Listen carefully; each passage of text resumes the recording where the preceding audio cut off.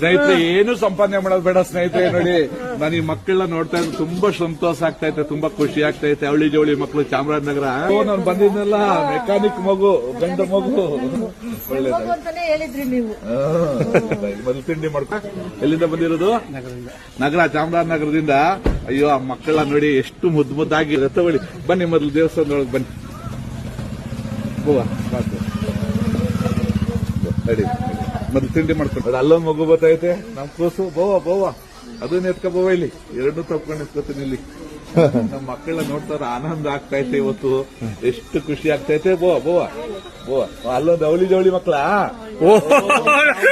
ಅವಳಿ ಜವಳಿ